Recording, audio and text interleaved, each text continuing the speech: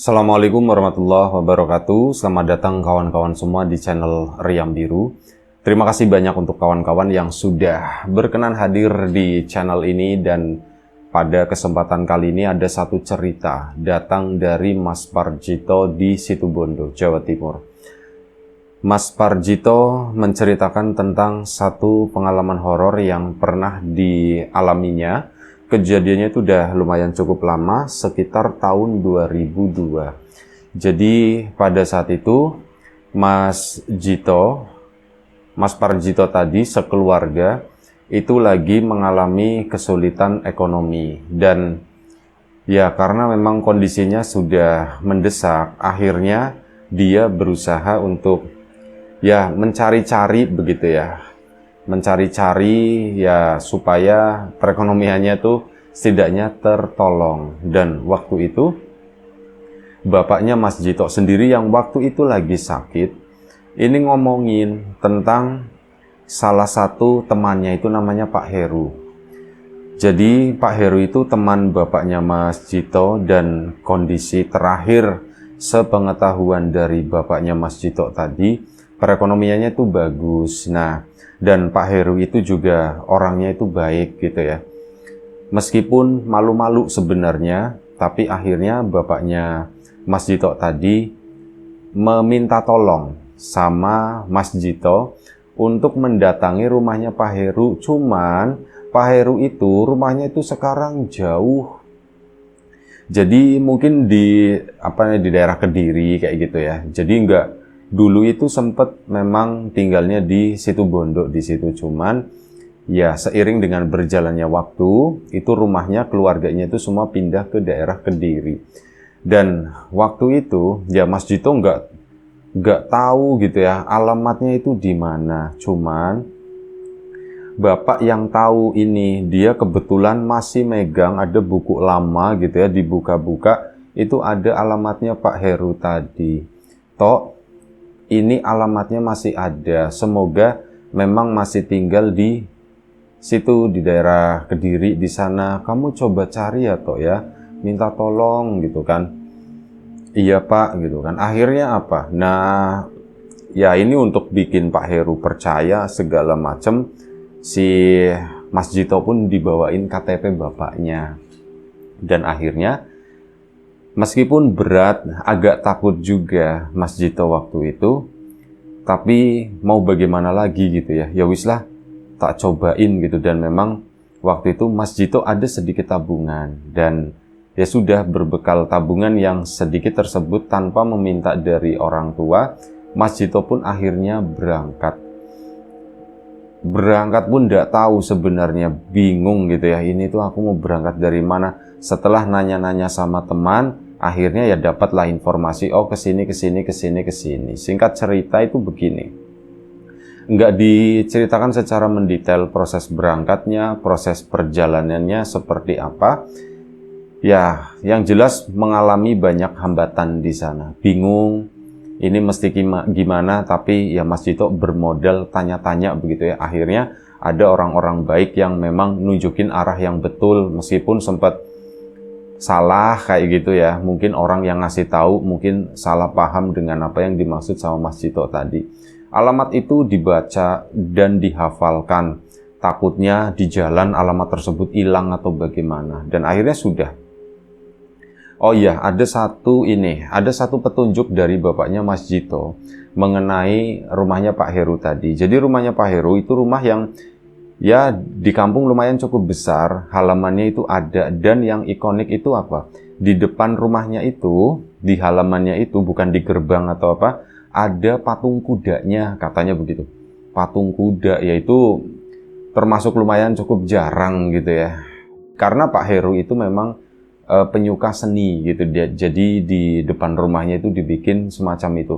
Ada patung kuda, pokoknya kata bapak. Dan akhirnya Mas Jito pun berbekal informasi dari bapaknya tersebut, sekaligus KTP untuk meyakinkan kalau dirinya itu memang beneran anaknya, anak bapaknya gitu ya, temannya Pak Heru tersebut. Udah berangkat kan, singkat cerita setelah halangan-halangan itu dilalui, Mas Jito pun tiba di sebuah kampung di daerah Kediri tersebut. Tiba di sana itu pun malam hari. Malam, udah bener-bener malam, sekitar hampir jam 12 malam. Dan ya sudah, hampir jam 12 malam, sepi banget di daerah itu gitu. Jadi Mas Jito itu terakhir itu ngojek. Dan udah ngojek diturunkan di tempat tersebut. Udah, Mas, aku di sini aja, ndak usah masuk kampung, soalnya kalau masuk kampung kan ndak enak gitu ya.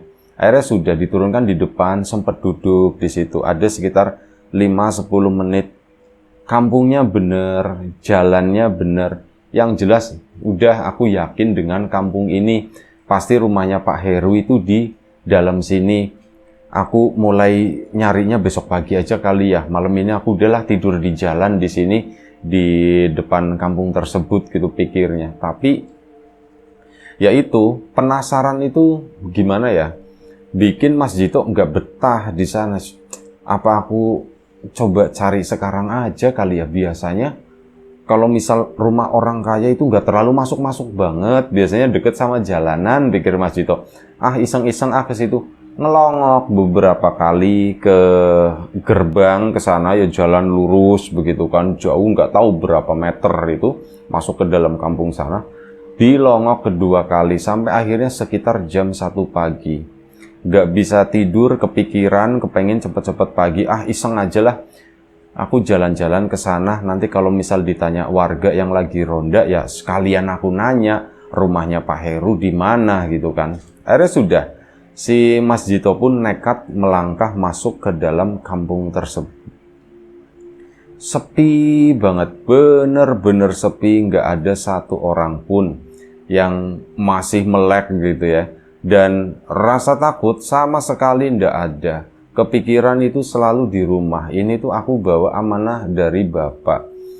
Ya yang kepikiran hal itu, boro-boro mikirin setan atau apa, nggak ada sama sekali waktu itu. Melangkah makin masuk ke dalam kampung itu, mungkin sekitar 50 meter.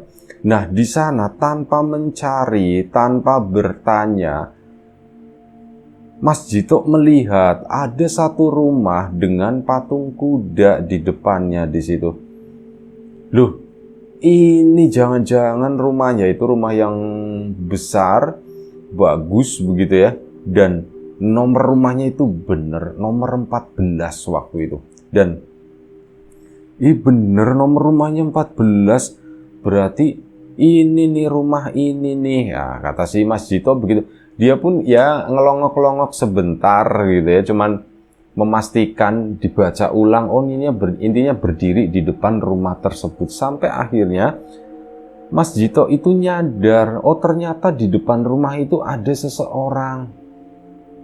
Rumahnya ada gerbangnya, dan orang itu kemudian berdiri, ada orangnya, apa itu Pak Heru ya atau bukan? Ada seorang laki-laki, mungkin usia sekitar 60 tahunan segitu ya, udah lumayan cukup sepuh, pakai kacamata, berdiri. Awalnya duduk di teras di sana, dan tiba-tiba laki-laki itu berdiri ngelihat Mas Jito. Mas Jito pun ya mau pergi, ya orang itu udah jalan mendekat gitu. Akhirnya dia pun menunggu di situ, dan si bapak-bapak tadi itu nanya, Mas nyari siapa? Ditanya si bapak tadi, yang mungkin Pak Heru gitu ya. Mas Jito itu jawab, mohon maaf Pak, saya lagi nyari alamat rumahnya Pak Heru gitu kan. Oh, bener ini Pak, rumahnya ini Mas gitu, kata si bapak tadi. Rumahnya memang ini bener, ada perlu apa? Nah, Mas Jito pun menjawab, menerangkan, saya anaknya Pak Hendri misalkan gitu. Saya anaknya Pak Hendri, saya dimintain tolong sama Bapak untuk ketemu sama Pak Heru. Oh, ya sudah silakan masuk. Sebegitu gampangnya, sebegitu mudahnya. Pintu gerbang itu pun dibuka. Silakan masuk. Kamu anaknya Hendri katanya. Iya Pak, saya anaknya Hendri. Nama kamu siapa? Ya dijawab, nama saya Parjito. Oh, Parjito, ya sudah sini Mas Ito atau siapa manggilnya? Saya biasa dipanggil Jito, Pak, katanya. Oh ya sudah Jito, sini masuk. Kok malam-malam begini ke sini? Gimana kabar bapakmu? Ditanya begitu kan. Ya Mas Jito, itu dia Pak, salah satu tujuan saya ke sini. Ya udah, duduk dulu kata sini. Di dalam aja. Tadinya nyuruh di teras, tapi Pak Heru tadi menyuruh Mas Jito masuk ke dalam rumah. Duduklah di ruang tamu, satu rumah yang hangat gitu waktu itu. Rumahnya itu bagus, bersih. Dan akhirnya nggak lama si Pak Heru pun duduk di sana. Dia pakai sarung ya, tadinya itu pakai celana pendek, kemudian ganti pakai sarung. Gimana ceritanya gitu kan? Kok kamu bisa sampai sini toh gitu kan? Kamu dulu Jito dulu saya terakhir ngelihat itu masih kecil, terakhir ketemu sama bapakmu itu kamu ndak pernah diajak, katanya begitu kan. Mas Jito pun lupa ingat mengenai Pak Heru ini gitu kan. Iya Pak. Jadi gimana ceritanya gitu kan? Kok kamu bisa sampai sini, disuruh sama bapakmu, ada apa gitu kan? Ada perlu apa? Mas Jito malu mau cerita gitu kan. Udah cerita aja kata Pak Heru. Akhirnya Mas Jito pun cerita, Pak. Bapak saya lagi sakit, Pak. Loh, sakit apa gitu kan? Sakit begini Pak. Waduh gitu kan. Terus bagaimana kondisinya? Ya sekarang begitu Pak.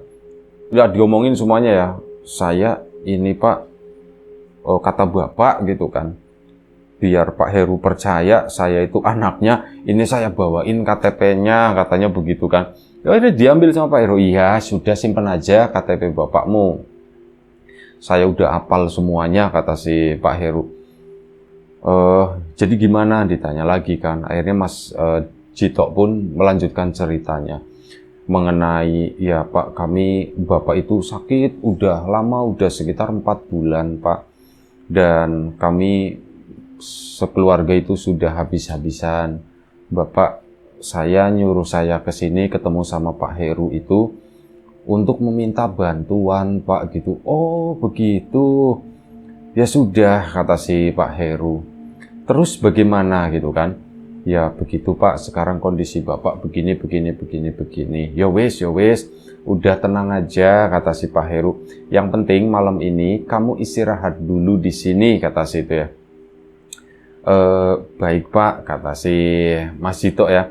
Ya udah, ayo sini kata si Pak Heru. Nah, Mas Jito pun malu-malu. Waduh, aku mau ditaruh di mana gitu ya. Akhirnya udah, bangunlah si Mas Heru dari tempat duduknya.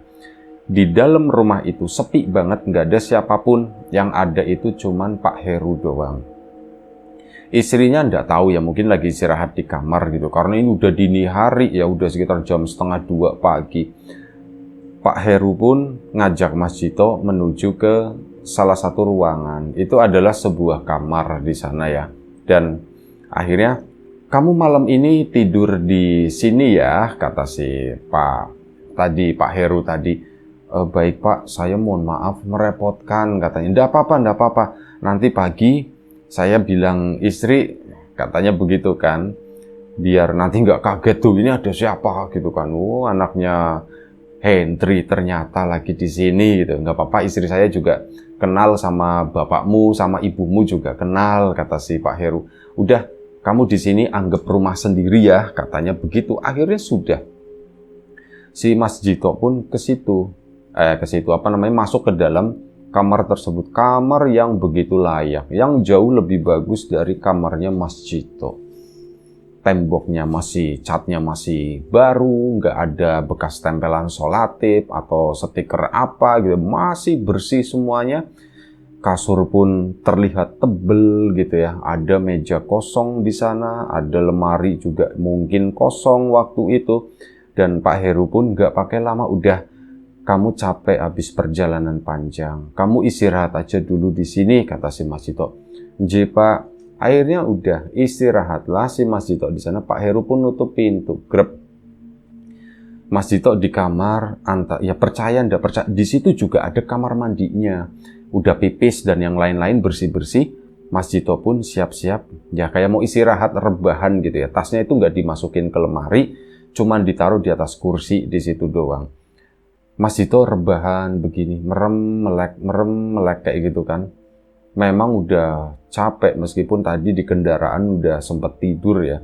Tapi ya karena ini udah lewat juga dan mungkin besok kalau memang ya semoga goal gitu ya, semoga aku pulang itu bawa hasil bagaimanapun prosesnya, ya bisa transfer atau mungkin aku dikasih dana sama, aku nggak ngerti lah intinya begitu ya.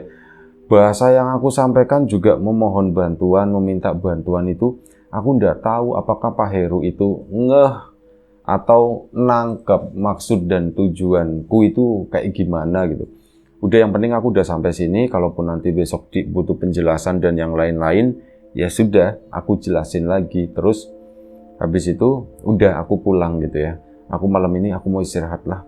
Istirahatlah si Mas Jito tadi di rumah tersebut. Keesokan paginya Mas Jito bangun. Tapi memang di angin-angin jendela, langit itu udah lumayan cukup terang dan Mas Jito ragu waktu itu. Dia udah bangun, terus bersih-bersih dan yang lain-lain begitu ya. Cuman mau keluar rumah kok ragu ya, kok aku agak-agak gimana ya, kok aku maksudnya malu soalnya nanti buka pintu kamar, jangan-jangan Pak Heru lupa nggak cerita sama istrinya misalkan, terus pas buka pintu kamar istrinya udah, duh ini anaknya siapa? Ya kebayangnya tuh begitu, kok siapa ini orang ini, dikiranya nanti pencuri atau bagaimana kayak gitu. Dan akhirnya apa? Mas Jito pun menunda sebentar di dalam kamar. Adalah 10-15 menit nunggu di kamar tersebut, sampai di luaran langit itu juga kok makin terang ya, sampai akhirnya apa? Pintu itu diketok, tek tek tek tek. Tok, Jito gitu kan, dipanggil, suaranya Pak Heru. J Pak gitu. Karena Mas Jito udah bangun, Mas Jito pun buka pintu. Pintu nggak dikunci waktu itu. Dibuka lah sama Mas Jito. Sarapan dulu kata Pak Heru. Dan akhirnya apa? Mas Jito pun, J Pak, keluar kan ke sana. Itu ketemu sama istrinya. Ini Bu, anaknya Hendri katanya begitu. Oh iya, sekarang udah gede kata istrinya. Ayo, mari sarapan dulu. Dan akhirnya sarapanlah mereka. Nah, di situ Mas Jito nggak melihat anak-anaknya Pak Heru, dan ya mungkin berpikir, oh anak-anaknya mungkin lagi pada kuliah kali ya. Anak-anaknya mungkin seumuranku juga, mereka sibuk kuliah atau bagaimana. Sementara aku enggak. Aku itu lulus SMA ya sudah bekerja, dan ya karena alasannya itu masalah biaya. Dan akhirnya sudah sarapanlah pagi itu. Ya ditanya-tanya, ngobrol-ngobrol, dijelaskan lagi sama Mas Dito. Tapi kali ini obrolannya itu nggak setajam tadi malam gitu ya. Ngobrol santai. Pak Heru pun banyak cerita mengenai pertemanan dengan bapaknya tersebut kayak gitu ya. Mas Jito pun jadi makin tahu. Sekitar 20 menit lah Mas Jito duduk di sana. Dia pun akhirnya udah selesai sarapan, karena kata Pak Heru, ya sudah, nanti kamu manfaatkan buat istirahat dulu gitu kan, barangkali kamu masih capek. Nantilah kata si Pak Heru. Udah tenang aja katanya begitu kata Pak Herunya. Akhirnya sudah Mas Jito pun ya bingung dia mau kemana, di situ nggak tahu apa-apa. Akhirnya memilih masuk ke dalam kamar lagi ke sana. Masuklah ke dalam kamar. Mas Jito istirahat, tiduran di sana sampai akhirnya habis makan, semalam kurang tidur, hawa pagi itu masih dingin di sana. Akhirnya yang ada itu rasa kantuk. Mas Jito pun akhirnya tertidur lagi pagi itu. Tidur habis makan itu rasanya tuh nikmat banget gitu ya. Setelah melampaui perjalanan yang lumayan cukup panjang dan tidak pasti, Mas Jito pun ya merasa tenang gitu ya. Ternyata semua itu lebih mudah daripada yang dia bayangkan. Udah tertidur dia di situ sampai dia itu terbangun sendiri Dan waktu terbangun sendiri, hari itu bukan panas, terik kayak gitu ya di luar, itu enggak. Korden itu masih ditutup sama Mas Jito sengaja biar adem. Hari itu udah sore, pikirnya Mas Jito, ini masih pagi atau bagaimana gitu ya. Dia ngecek jam, ternyata udah sore, udah 4:30 sore. Dia pun buru-buru terbangun. Nah, di situ dia itu menyadari ada bau nggak sedap di sana. Jadi dia itu mencium bau apek. Kok baunya nggak enak ya begini ya. Dicium-cium bantal sama kasurnya, itu baunya seperti itu. Loh, kok ini bantalnya jadi apek begini? Terus Mas Jito baru nyadar, kok ruangannya jadi kotor, lampu itu udah mati. Mau dinyalain sama Mas Jito, cedrak, nggak nyala sama sekali lampu itu tadi. Pas dongak ke atas, bolamnya emang udah nggak ada. Loh, kok bolamnya nggak ada? Perasaan tadi malam itu masih nyala. Ke kamar mandi kan Mas Jito. Kamar mandinya itu kosong, nggak ada airnya. Kok jadi begini, kamar mandi nggak ada apa-apa. Airnya apa? Tasnya diambil sama Mas Jito. Dia pun buka pintu. Dan pintu itu yang semalam rasanya itu halus gitu ya. Pintu kuningan, ini nggak tahu. Ada gembrejel, ada kasar-kasar sedikit di pintunya. Kok begini ya, jegrek dibuka. Ruangan itu benar-benar beda banget. Kalau semalam seluruh isi rumah itu tuh bersih. Tapi begitu Mas Jito keluar dari kamar tadi, seluruh ruangan itu mirip rumah yang udah tahunan ditinggalin lah seperti itu. Bener-bener, loh kok rumahnya jadi begini? Udah banyak, yaitu sarang laba-laba, debu di lantai itu juga kelihatan tebal, furnitur dan isi rumah itu memang masih ada di sana, hampir lengkap gitu ya. Mirip dengan semalam, cuman kondisinya itu beda. Ini apa aku mimpi atau bagaimana ya? Ini rumahku jadi begini, kok jadi serem banget. Semua korden ketutup, lampu nggak ada satupun yang nyala. Pintu-pintu kamar itu ada yang kebuka, ada yang ketutup.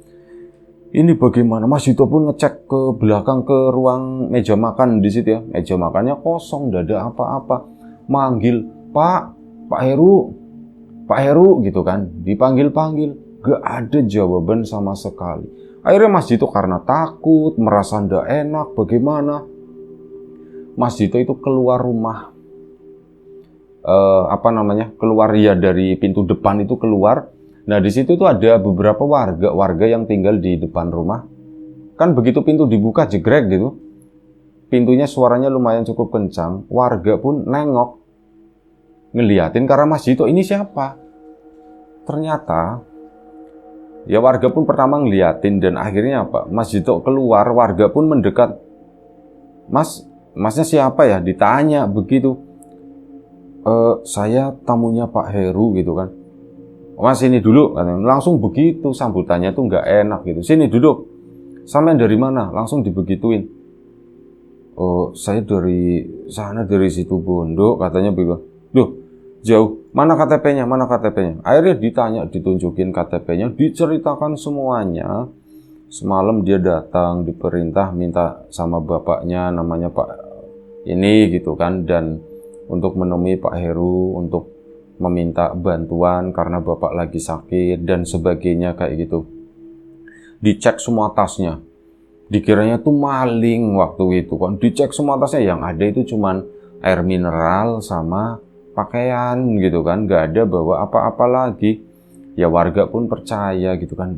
Dan akhirnya Mas Jito itu benar-benar nggak nyangka dia itu mendapat cerita. Jadi begini, Mas Jito, Pak Heru itu udah nggak ada, katanya. Hah? Pak Heru nggak ada? Iya, Pak Heru itu udah sekitar setahun lah, hampir setahun itu udah meninggal. Makin kaget lagi Mas Jito, dan ya bukan kaget masalah itunya, misi bapaknya itu loh, misi bapaknya itu jadi ini gagal gitu kan, wah ini gagal gitu ya. Aku nggak bisa ketemu sama Pak Heru, padahal Pak Heru itu udah janjiin gitu kan. Itu kecewa, sedih bukan main. Dan ya mendapat cerita seperti itu tentu saja. Dan akhirnya Mas Jito pun nanya, kalau istrinya Pak Heru bagaimana? Kalau istrinya kami sendiri nggak tahu. Wis pokoknya semenjak Pak Heru meninggal, rumah ini ditinggalin, nggak tahu keluarganya itu pindah kemana. Ya mereka itu rumahnya banyak gitu ya. Kalau nggak di Magetan ya mungkin di Ngawi atau di mana, katanya seperti itu. Pak, tahu rumah yang di Magetan atau di Ngawi? Waduh, kalau itu saya nggak tahu gitu kan. Seperti itulah. Dan akhirnya udah.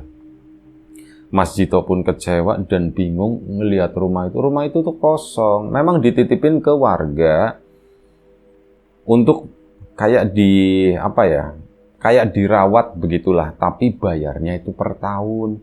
Ya warga yang rawat itu pun jadinya lah rumah nggak pernah ditengokin, ya mulai agak-agak males begitu ya. Ya sesekali doang ke sana ngebersihin, entah sebulan sekali, 2 bulan sekali, intinya seperti itu. Dan warga itu pun akhirnya ditanyain rumahnya ini tuh di mana sekarang, nggak tahu gitu kan. Nanti bayarannya tuh modelnya tuh cuma transfer begitu doang. Wah, wis bingung gitu Mas Jito. Akhirnya Mas Jito memutuskan untuk pulang. Pulang dengan kecewa, dengan sedih, dan membayangkan gitu ya, bagaimana ya nanti kecewanya orang-orang di rumah gitu ya. Tapi ya sudahlah, aku sudah berusaha. Aku pulang membawa cerita, pikirnya Mas Jito begitu. Lah aku nggak ngerti lagi, wis bingung dia sendiri. Akhirnya pulanglah hari itu. Singkat cerita, sampailah di rumah di sana. Begitu sampai di rumah, disambut sama keluarganya begitu kan. Mas Jito itu lumayan cukup kaget. Bapak nyambut Mas Jito waktu itu.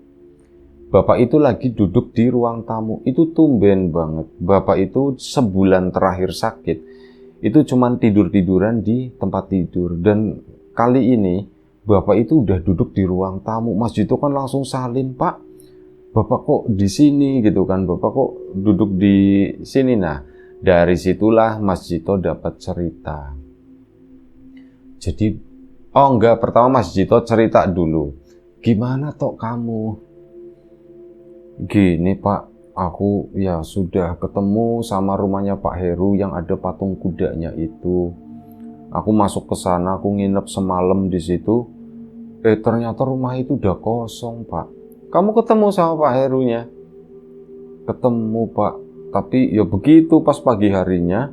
Nah waktu itu bapaknya itu belum tahu kalau Pak Heru itu udah meninggal. Jadi intinya Mas Jito itu menceritakan semua pengalaman tadi ya. Dari dia datang disambut, menginap di sana, keesokan paginya sarapan, ketemu sama istrinya Pak Heru, segala macam. Semuanya sampai akhirnya dia tertidur. Begitu bangun sore dia nyadar, loh rumah kok udah berubah, ketemu sama warga, dikira maling dan sebagainya. Setelah diinterogasi begini, warga yakin. Akhirnya sudah Mas Jito pun dipersilakan pulang gitu ya. Mas Jito pulang ke rumah melihat bapaknya seperti itu. Nah ternyata bapak itu juga punya cerita. Bapaknya pun kaget kalau Pak Heru itu udah meninggal, kata Mas Jito. "Masa sih Tok?" gitu kan. "Iya Pak." Nah bapak itu punya cerita. Tepat Mas Jito pergi, mungkin momennya itu bersamaan dengan Mas Jito sampai di rumahnya Pak Heru itu kan malam hari ya, dini hari sekitar jam 12:30 atau jam 1 pagi. Malam itu bapak itu kedatangan tamu, dan tamu itu adalah Pak Heru. Beberapa bapaknya sama ibunya Mas Jito berarti yang melihat itu. Ya ibunya mendampingi ya bapak yang lagi sakit gitu kan, ketemu sama Pak Heru itu. Tadi yang buka pintu itu ibunya. Dan akhirnya apa? Ngobrol-ngobrol di sana. Pak Heru itu bilang, "Nantilah kalau misal bantu itu nanti gampang. Ini kamu makan ini aja," katanya. Pak Heru itu ngasih buah, ndak tahu itu buah apa. Yang jelas buahnya itu sepertinya ndak enak. Kayak biji kopi yang masih mentah, hijau bulat begitu doang. Cuman satu. "Ini kamu makan." "Loh makannya gimana ini, kayak gini ini tuh apa?" "Wis pokoknya kamu makan aja," kata Pak Heru itu seperti itu. Akhirnya apa? Dimakanlah sama bapak malam itu, ya makanya di situ begitu dimakan yang rasanya itu ya rasanya sepet kayak biji melinjo kayak gitu ya, rasanya sepet nggak enak tapi nggak ada bijinya, itu tuh kayak keris-keris kayak semacam anggur begitu. Nah dimakan, begitu udah dimakan Pak Heru itu permisi, ini anakmu itu di sana di rumahku katanya begitu. Oh si Jito di sana katanya. Iya, anakmu di sana di rumahku. Ya wis kasihan gitu ya. Enggak apa-apa wis. Aku tak pulang dulu ya. Enggak banyak cerita atau apa. Pak Heru pun pergi. Nah, begitu pergi, keesokan harinya bapak itu alhamdulillah itu udah mendingan gitu ya. Dan yang bikin aneh lagi itu apa? Malam itu kan bapaknya Mas Jito seolah-olah ditemenin sama istrinya gitu ya. Nah, pagi harinya ibunya Mas Jito itu nggak mengaku itu, dia tuh, Pak, emang aku semalam. Ya begitulah, ibunya itu kayak nggak merasa mengalami hal tersebut. Wis pokoknya di situ tuh aneh. Mas Jito di sana ketemu sama Pak Heru datang ke rumah bapaknya di situ ya, seolah-olah kayak udah dikabarin terus langsung meluncur atau bagaimana. Dan Pak Heru itu nggak memberi bantuan apapun dalam bentuk materi, tapi memberikan itu ya nggak tahu itu apa. Entah obat atau entah apa, tapi bentuknya hijau bulat, mirip kayak biji mahoni ya. Biji mahoni, pokoknya biji-bijian seperti itulah warnanya hijau. Dimakan krenyes-krenyes, nggak ada bijinya, rasanya itu sepet. Tapi begitu itu Pak Heru juga nggak lama-lama di sana. Keesokan bapaknya Mas Jito itu mulai membaik dan dalam waktu kurang lebih sekitar 10 hari recovery, bapaknya Mas Jito itu udah sembuh. Tapi ya ada kesedihan karena mengetahui salah satu sahabatnya Pak Heru itu sudah meninggal. Dan ceritanya sampai segitu aja. Terima kasih Mas Parajito di Situbondo sana atas ceritanya. Kawan-kawan di rumah juga terima kasih banyak atas support dan dukungannya apapun itu, kawan-kawan subscriber, kawan-kawan membership, kawan-kawan yang udah kasih support dalam bentuk super thanks ke Riam Biru, terima kasih banyak. Kawan-kawan yang udah ngasih like, udah nge-share ke yang lainnya, kawan-kawan yang udah ninggalin komentar juga terima kasih banyak. Kawan-kawan yang sudah memesan bawang gorengnya Wiji, tentu saja terima kasih atas pesanannya. Untuk yang belum sempat memesan, ditunggu pesanannya. Dan yang sudah mampir di channel Lapak Horor, tak lupa terima kasih banyak. Doa terbaik dari kami untuk kawan-kawan semua. Semoga selalu diberi kemudahan dalam hal apapun, termasuk kemudahan dalam hal rizki. Yang sakit segera diberi kesembuhan, yang sehat tetap dijaga kesehatannya. Sampai jumpa di episode selanjutnya Riam Biru, jaga kesehatan kawan-kawan semuanya. Assalamualaikum warahmatullahi wabarakatuh.